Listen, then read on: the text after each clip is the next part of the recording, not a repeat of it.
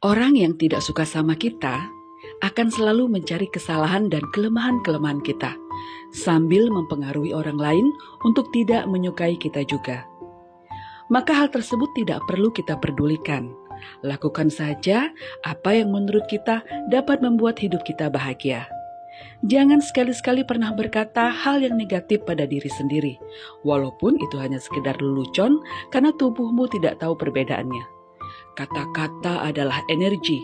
Ubahlah caramu berbicara mengenai diri sendiri dan kamu dapat mengubah hidupmu. Daily affirmation yang bisa mengubah hidupmu seperti ini. Aku berharga dan aku layak untuk dicintai. Kemanapun aku pergi, aku akan membawa kebaikan dan juga kebahagiaan.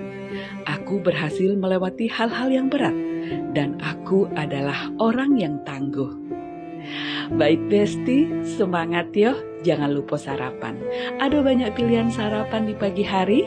Nah, buat kamu yang wong Palembang, mungkin tidak jauh-jauh dari cuko sama pempek. Ada pilihan lain seperti ini, rujak mie. Seger dan enak ya.